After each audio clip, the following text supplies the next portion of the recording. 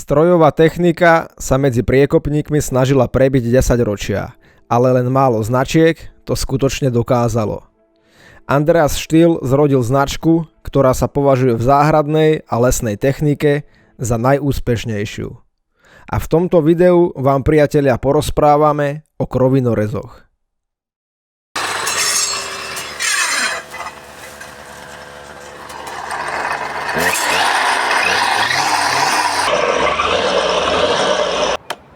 Super moja.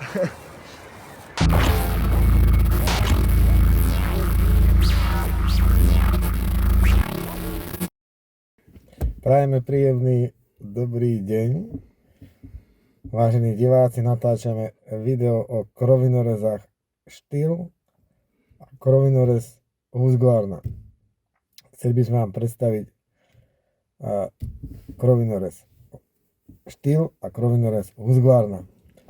Ja osobne mám krovinorez 100 FS100 Stihl z roku 2009.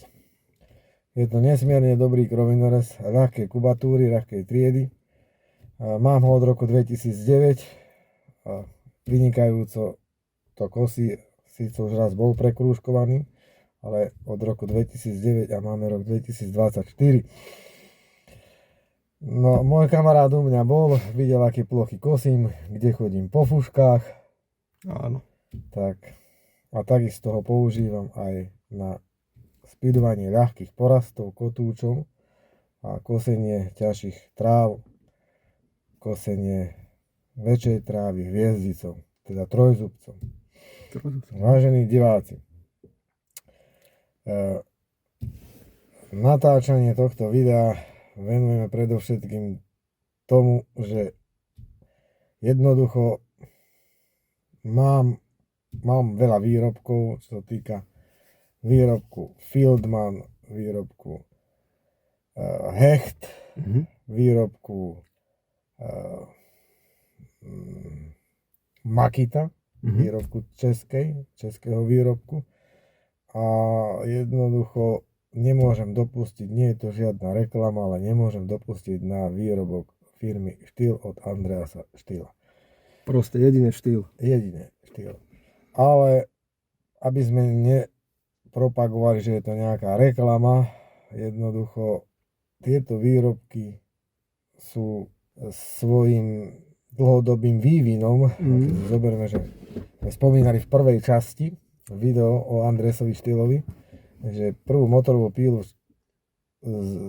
vznikla v roku 1929. Áno.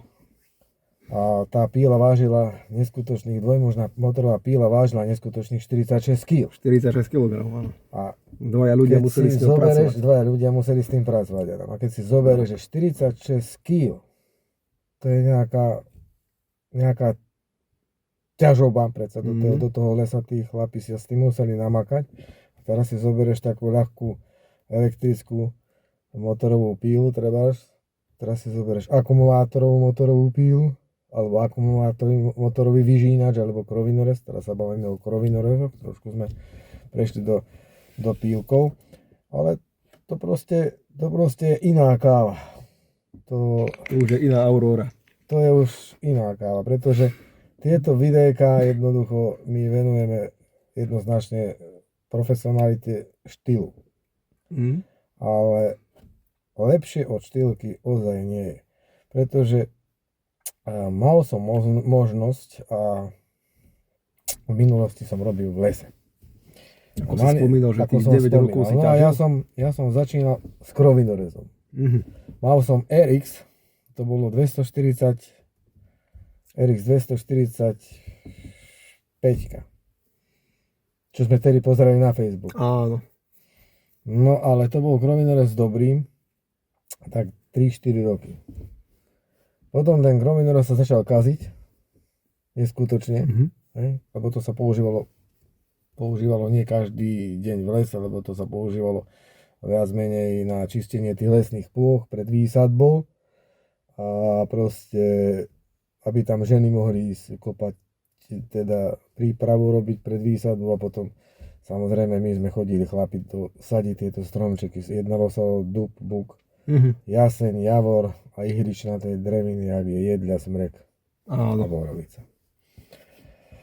Takže sme s týmto robili a potom nám dali štýlky ešte to nebolo sprivatizované, potom sme mali štýlky.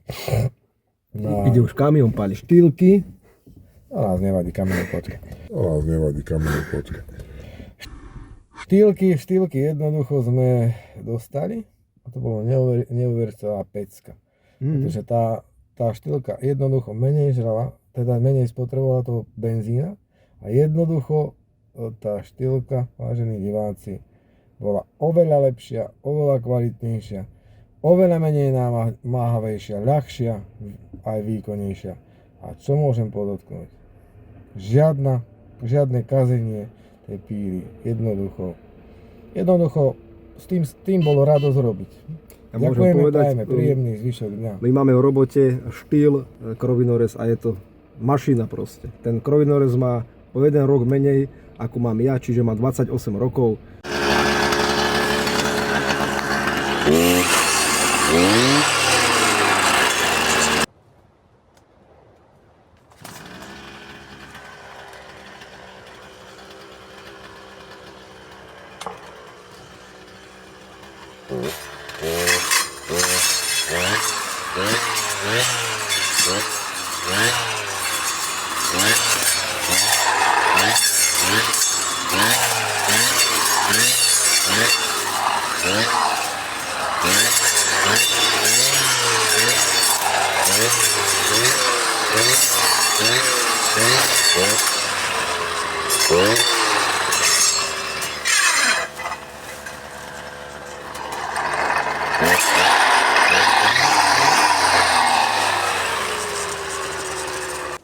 Takže ľudia, ahojte. Teraz ste mohli vidieť štýl FS 450, profesionálny krovinorez na náročnejšie kosenie, na najnáročnejšie kosenie a akurát vlastne stínam nejaký takýto priemer. Môžete vidieť úplne bez problémov. Ešte vám ukážem záber, aby ste videli, ako som vlastne vykosil. Čiže úplná paráda. Ide to ako po masle. Nádhera. Vidíte, že je to vysoké, ale s takou mašinou sa dá proste všetko. Ľudia, teraz ste mohli vidieť záber 28-ročného krovinorezu štýl FS 450. Je to benzínový dvojtakt, 2,1 kW, 2,9 koní a objem je 44,3 cm3 a táto mašina ide ako diabol. Moje skúsenosti s touto sú pracovné a zatiaľ, ak sa dobre udržiava, tak dá to, čo vlastne človek potrebuje.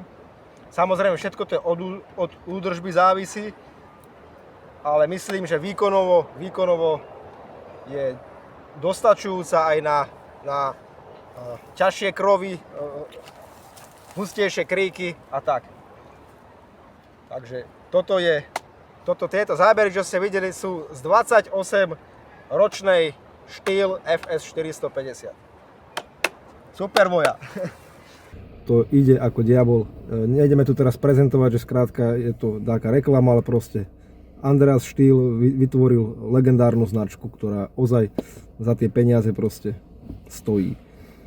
Kvalitovo, výkonovo. A budeme môcť predstaviť aj pár videových obrázkov, ktoré má kolega ako kameraman pripravených. Kolega to tiež vyskúšal, tak bude môcť povedať, že je to tak, lebo mal možnosť vyskúšať túto značku Štýl.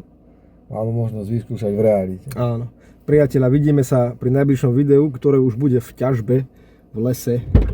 Zdravíčko, mám mňa čakáte? Áno. Hej. Ideme. Takže ostaňte paranormálni, toto bolo také krátke informačné video. Majte sa krásne, ahojte. A prajeme krásny deň. Dovidenia a sledujte nás. A proste dajte tam ten odber, jo? A kliknite na zvonček.